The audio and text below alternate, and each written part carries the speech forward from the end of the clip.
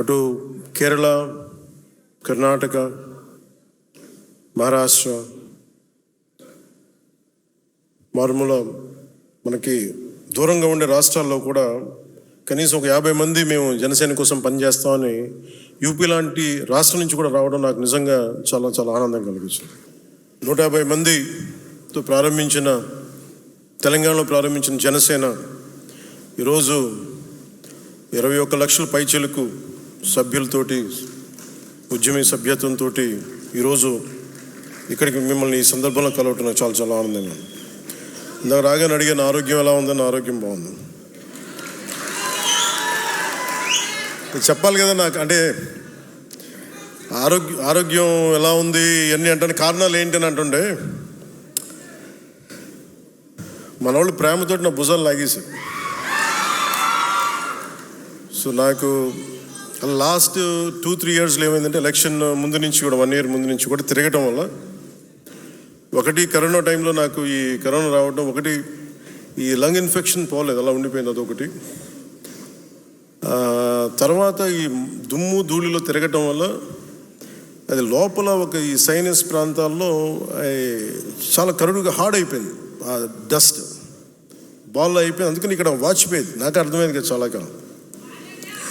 ఆ తర్వాత ఇంకా ఒక సైడ్ ఒక రోజు సడన్గా ఈ ఎడ్జ్ మన ఏమంటుందని ఎక్స్టెండెడ్ విషన్ కనిపించలేదు ఒకరోజు.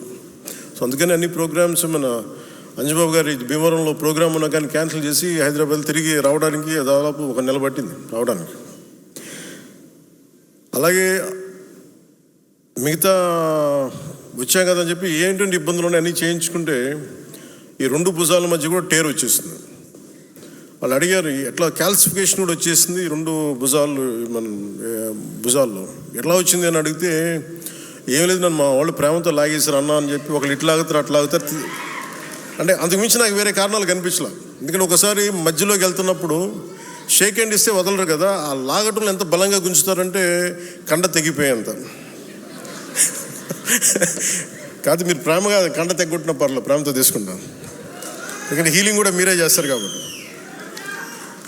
సో ఫర్దర్గా అన్నీ బాగానే ఉన్నాయి. కానీ అలాగే చాలా సందర్భాల్లో కొంచెం వేరంటేరు ఉంటుంది కదా, ఇన్ని జీవితంతో బతికిన తర్వాత స్పైనల్ ఇష్యూస్ ఉన్నాయి, కంప్రెషన్స్ ఉన్నాయి, ఒక 10 to 11 కంప్రెషన్స్ ఉన్నాయి, డిస్కంప్రెషన్స్.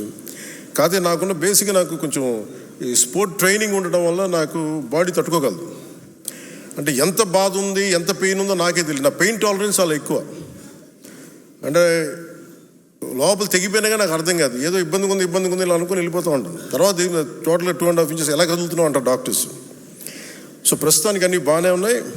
I'll make sure with all your blessings I'll be all right.